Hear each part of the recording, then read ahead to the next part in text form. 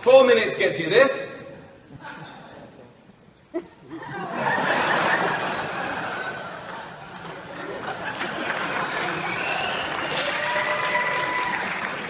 5 minutes gets you a kiss from Bursky. So let's see.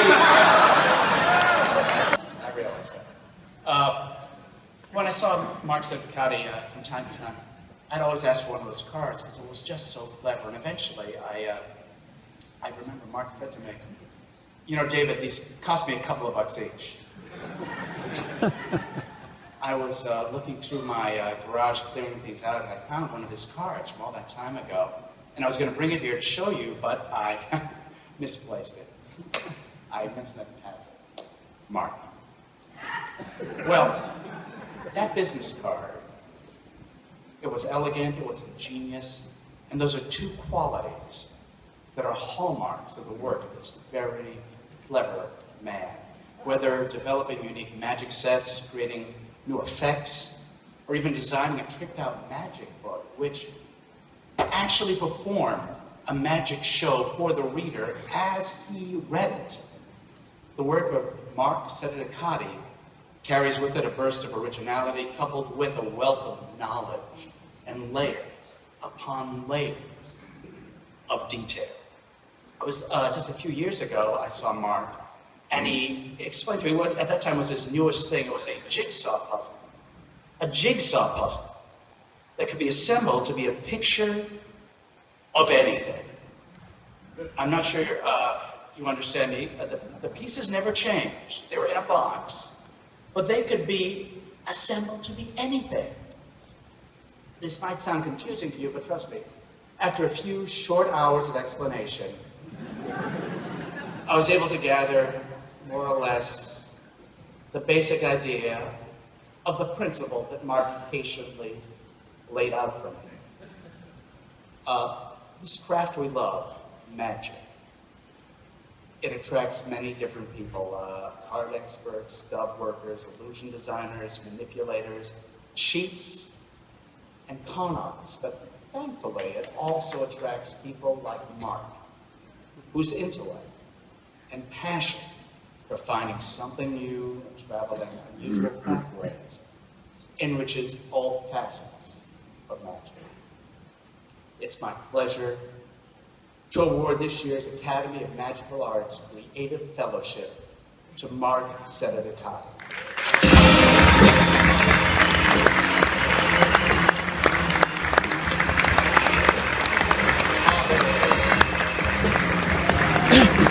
It's like Jonathan Creek.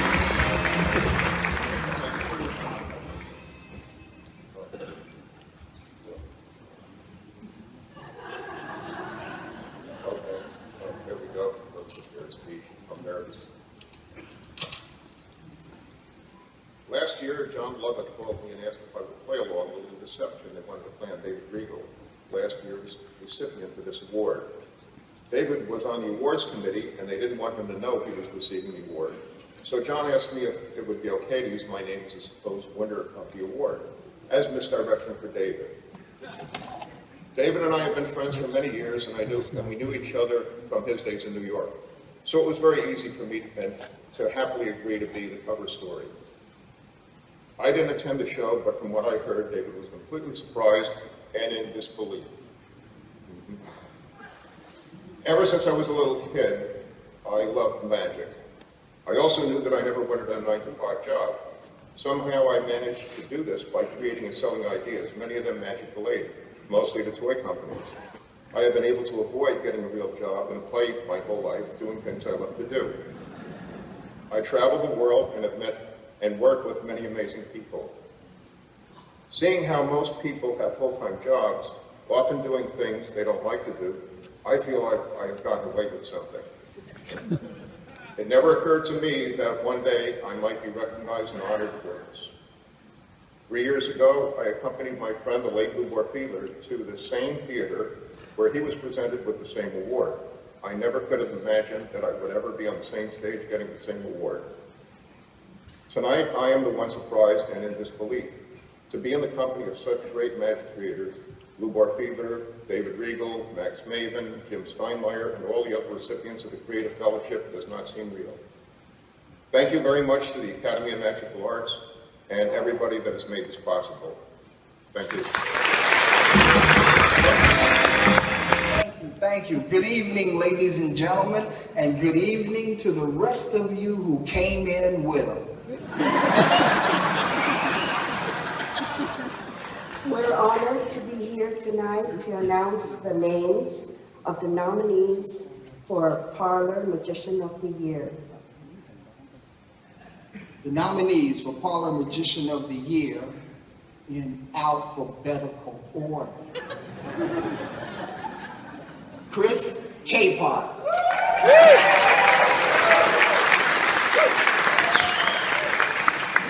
Handsome Jack.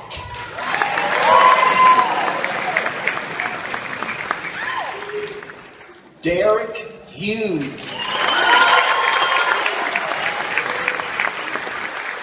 Gregory Wilson.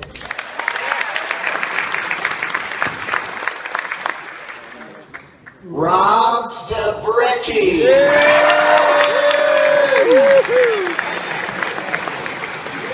The Parlor Magician of the Year will also receive a check for $1,000 jointly donated in the honor of Billy McComb by Annabelle Gray and Jay Marshall by Sandy and Susan Marshall. Please give them a combined round of applause.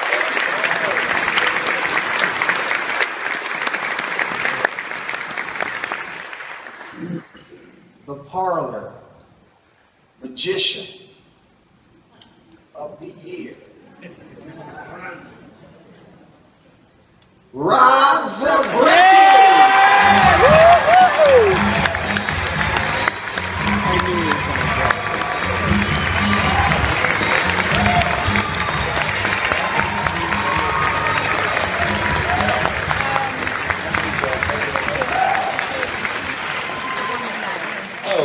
Thank you, Jack. Thank you, Dove. Thank you, Sandy. I can honestly say I did not know what was inside of this box. The producers of this show did not reveal that information to any of the nominees, at least not me. So thank you. I gratefully accept this beautiful award.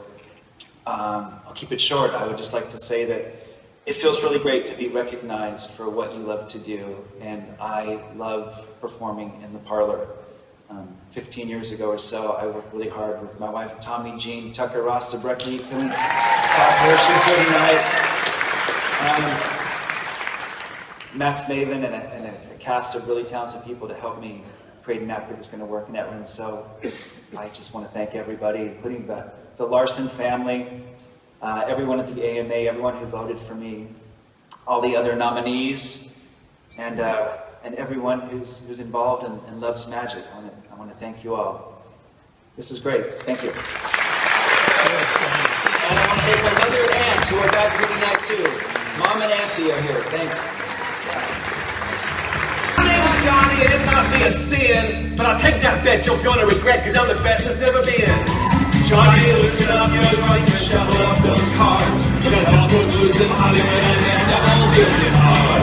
When again, when you get your shot, and people made a roll, but if you lose, the devil gets your soul. Yeah!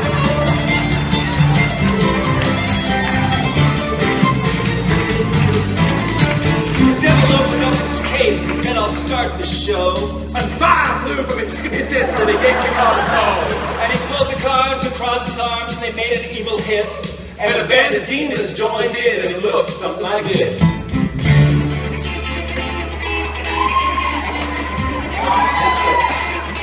Evil, let's go! Come on!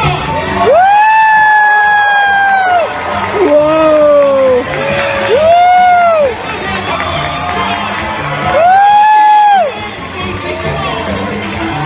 Keep going, evil!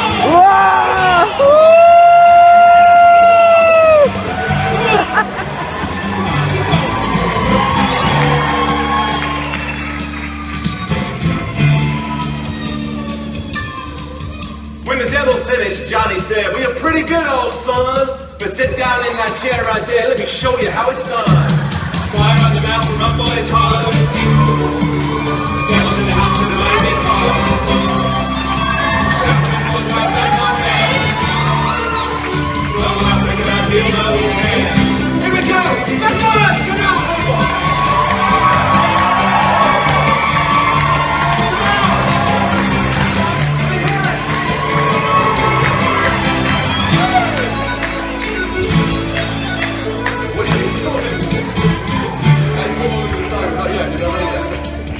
The devil bowed his head because he knew that he'd been beat, and he laid that golden deck upon the ground at Johnny's feet. Johnny said, devil, just come on back if you ever want to try again. But I told you once, you son of a bitch, I'm the best there's ever been. Fire on the mountain, run boys hard. Devils in the house in a rising pond. Sharp like gold, come on back on fast. Come on, I'm thinking about you, hold your hand. Go!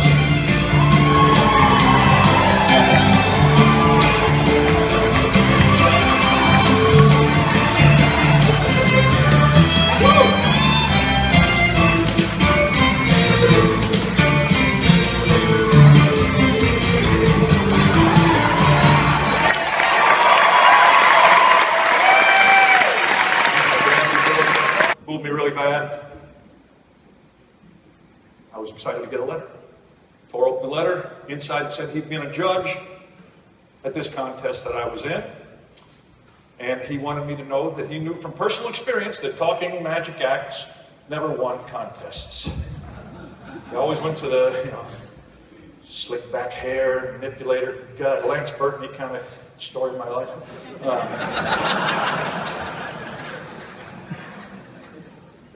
But he wanted to know that he thought I would show real promise and that I should keep it up. And that was it was almost 40 years ago that I got that letter. And it meant a lot to me.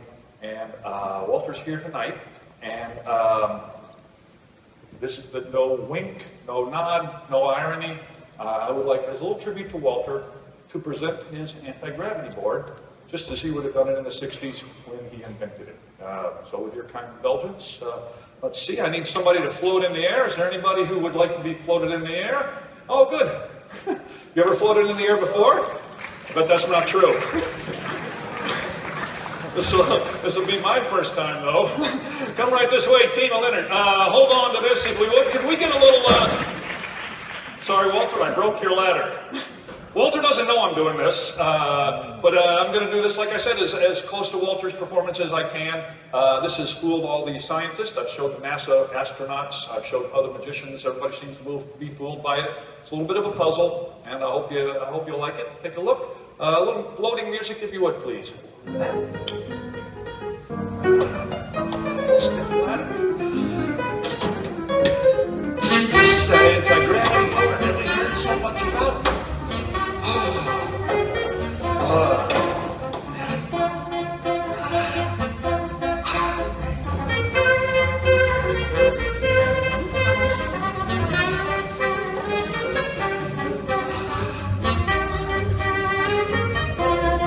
Just step right this way. Right there. Face that way. You get up here by yourself.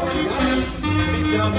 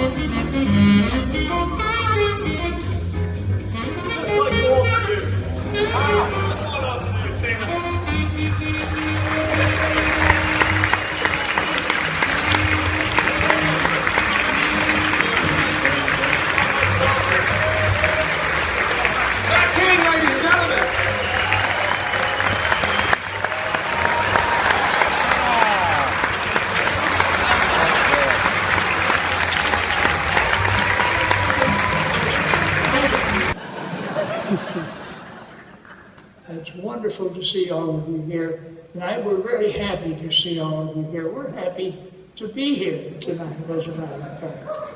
I'm 86 years old, but I'm happy to be anywhere.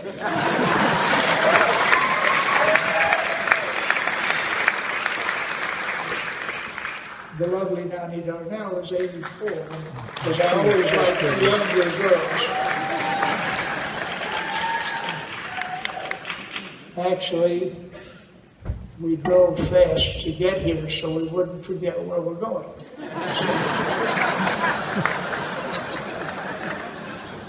And what a wonderful award to give, to a Lifetime Achievement Award to my old friend, Walter Blaney. It was just amazing, wonderful. Yeah, you see, I was working in Douglas Magic Land. I was about 13 years old. I had taken the place of the demonstrator who'd gone off to fight World War II. This was about 1940, beg your pardon. Yeah. See, we've been married for 61 years, yes. She changes it every year, and it's hard for me to remember. So this guy used to come in, and I would sell him into Douglas Magic Land, I'm talking about, and I would sell him a magic trick or two, and we became friends. Now that, ladies and gentlemen, was over 70 years ago. And we would go together. We would see Harry Blackstone Sr. in the Majestic Theater. We would go, and we could buy one. Now that's when Harry was doing the shows alternating with the movie.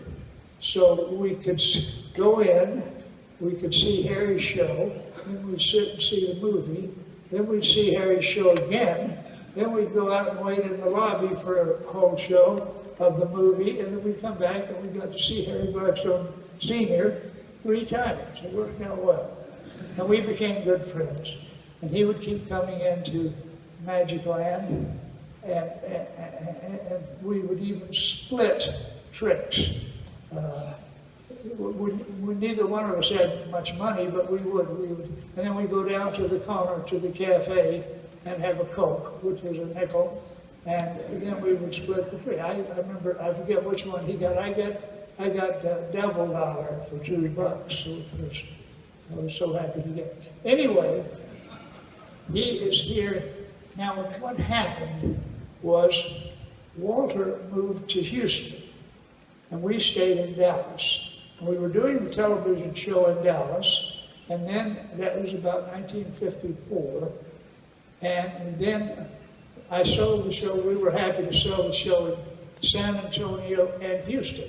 So we had to drive every week to each city because there was no videotape, and the shows were in black and white. So we had to do it. We did them live in each of those cities, and I could see Walter when we went to Houston. It was a wonderful thing.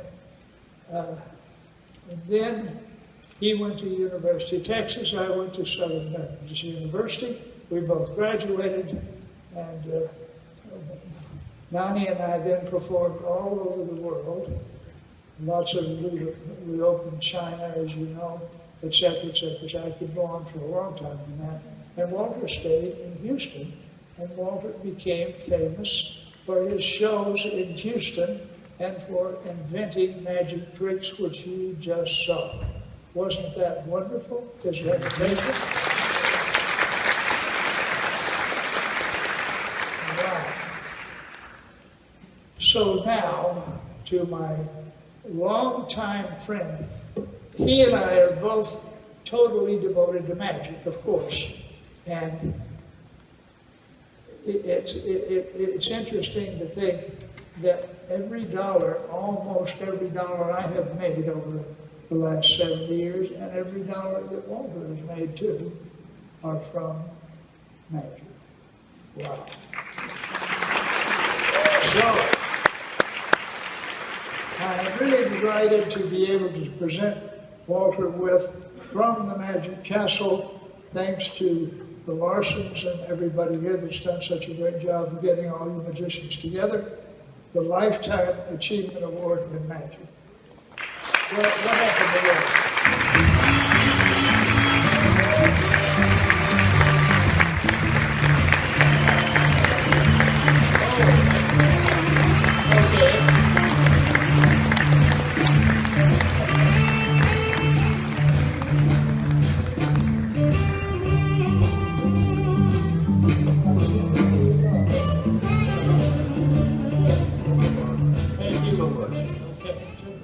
Well, what an honor to be introduced by pals like Mark and Matty Wilson, one of the top 10 magicians of the century, ladies and gentlemen. Mark Wilson.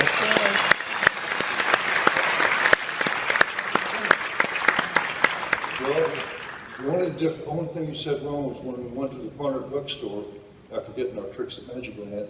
You said we'd get Coca-Cola. It was a Dr. Pepper.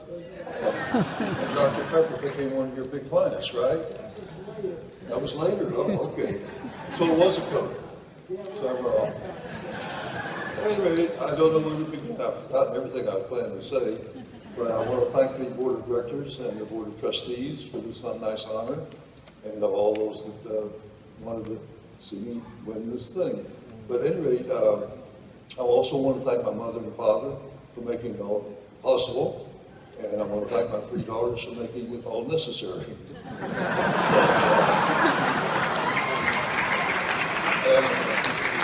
And along the way, I want to thank the Larson family who created the Magic Castle and AMA together. And just a couple of stories. I remember, well, let's see, first of all, I never appeared without a little friend that I always carry with me. And it's in my back pocket here, coming out. There you go. That's people for you tonight. Remember that? It goes just like that. Vanishing bird cage. And I'd like to say a few words about Texas.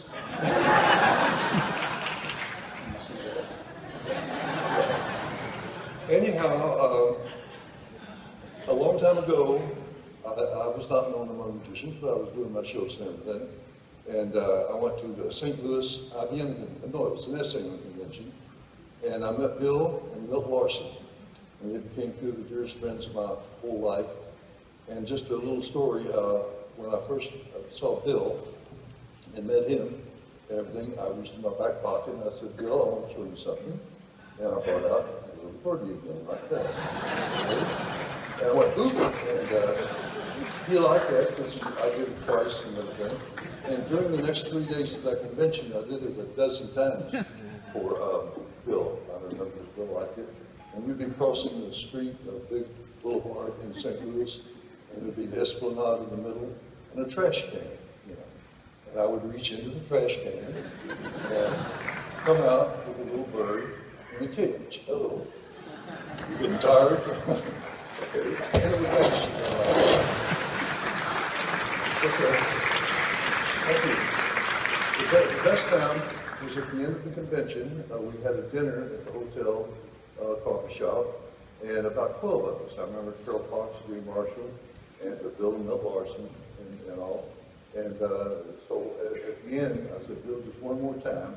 And I did the cage ball one more time. And then I had to leave the little group. And by the way, Bill was sitting next to the window, next to the street. And his back was to the window. And then there was the table, and I did the trick for him one more time, and he just loved the trick. And so I went outside to catch my plane, and I thought a minute, and I went around, and on the outside, on the street, I reached my backpack. And I got out this little cage, there it is. And then I went up to the window, and I went tap, tap, tap, and the other guys saw me, and they said, Bill, turn around and look, it's Walter. And Bill, his face was right there on the other side of the glass, and I did that. And he just went,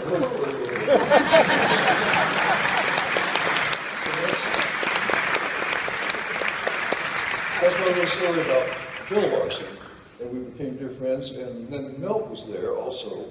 And then Milt became the head writer of Truth or Consequences. And they started the daytime show. And he had me out, I think that was the show, he did a number of shows, but if that was the show, then we taped it, and afterwards we were walking down Hollywood Boulevard to get lunch.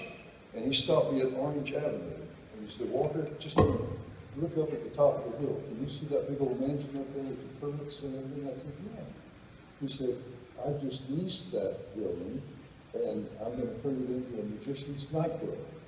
And we'll have a private club called the AMA. And so it's going to be kind of like Brookledge, which was, as a lot of you know, the little home behind the home of the Larson family. And that's where all the magicians would meet, and they had a little theater and everything. He said, it'll be kind of like Brookledge, but with a cash register. And he's made his ups and downs and everything, and by golly, he's been behind me all the way. And he doesn't know it, but I'm sitting right behind him. So Bill, Milt, I'm still behind you all the way. And thank you very, very much for this great job. Thank you very much.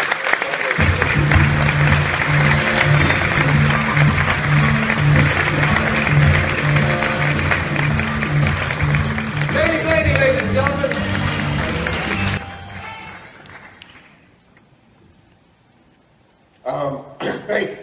Thank you very much. I'm speechless. Really, I hadn't prepared anything, but I would like to say that the Magic Castle has meant everything in the world to me for ever since the mid-'70s when I first got here. And Magic Castle it's not really here, the Academy of Magical Arts and the Magic Castle, it's not really here to serve magicians, but it has done a great job serving me. It's helped me so much in my career. But its real purpose is to help the art of magic, to create a wonderful feeling among the public for the art of magic. And no place does it like the Magic Castle. It's my second home. I couldn't have done this without my lovely wife, Nancy McGill. Thank you very much. Thank you so much. But even then, it was very clear to many of us that he was very creative and very special. Well, he's been very busy during the last year, creating 28 television shows with wonderful scenes like this one. Okay. I have some metal beetles if you want. They're good for that one. If I have a metal one. Do I have metal? Yeah, one metal one. What is that? The builder beetles. Some of them move metal around, some of them move wood around. Really? These move wood. What do they do? Yeah, they're from Alaska, and they're used to building structures underground. So they have a taste for metal and some for wood. Here, I'll show you. Like, here. Oil workers in Alaska discovered these. They work nocturnally. Yeah, that's a wood one. That's wood. He went right for the wood. This guy here, you see him? He's gnawing, but he's a metal guy. Okay. Yeah, so he won't like the wood. So I'll cover these guys up. I'll put them right here. And the metal guy, he'll work in the dark too. So if you're doing a faucet, you know, it's screwed on here. So if I put the little metal guy next to it, there he goes. Now imagine that nut's trapped behind the wall and you can't reach it. You can actually hear him go. You hear him? They go very quickly when it's hot. Yeah. And then when you don't hear the sound anymore, you see he undoes it.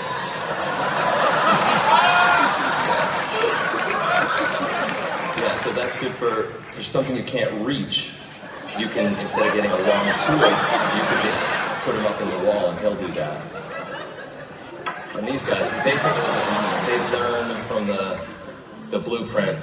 We let them like sit on it, and they're supposed to get to know what it is. And they're used to walking on sticks. So they learn to build their homes by the way they turn and move their antenna. So,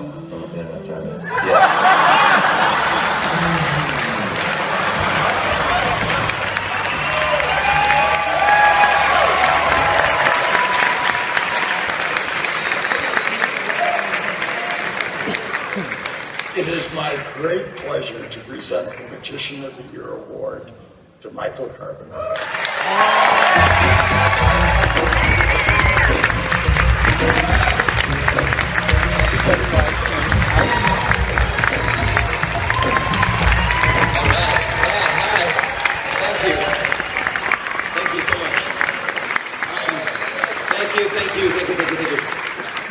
Thank you to the Academy of Magical Arts and the Board of Trustees and the Board of Directors and the Larson family for creating this amazing, wonderful institution.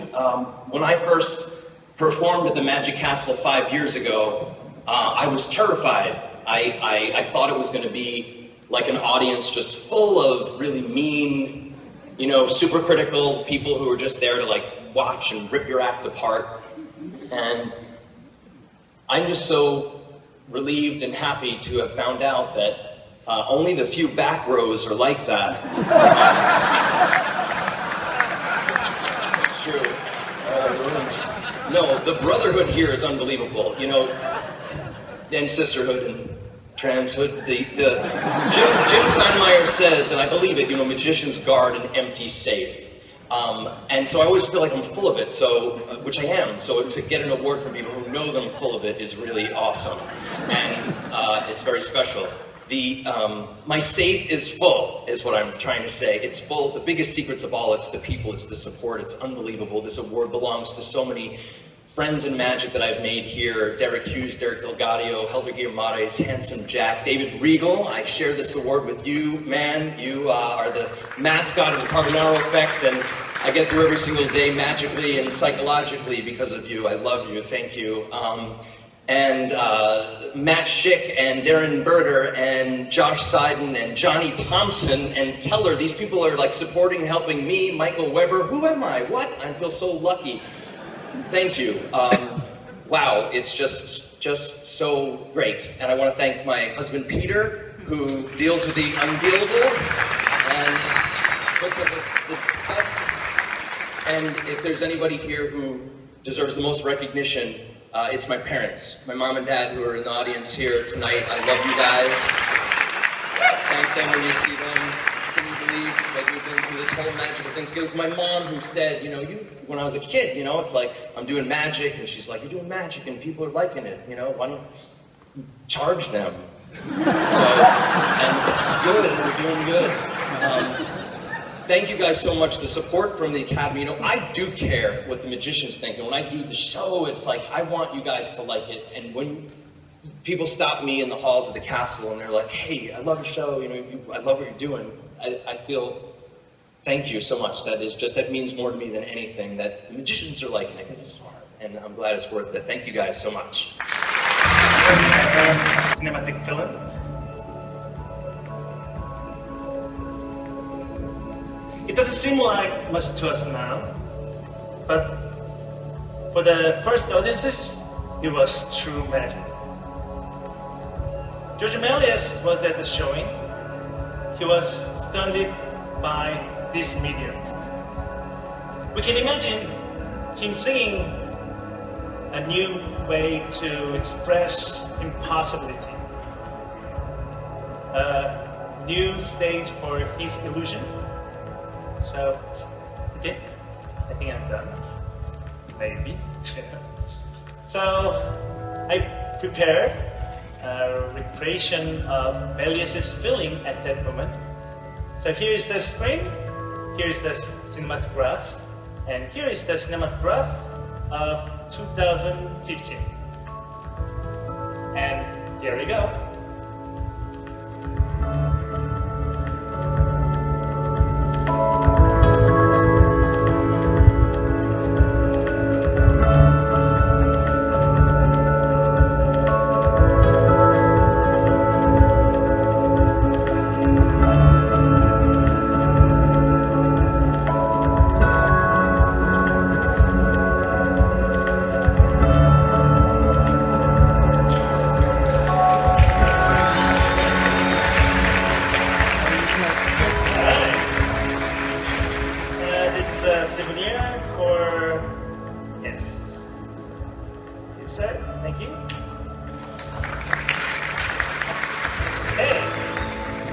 Melis went on.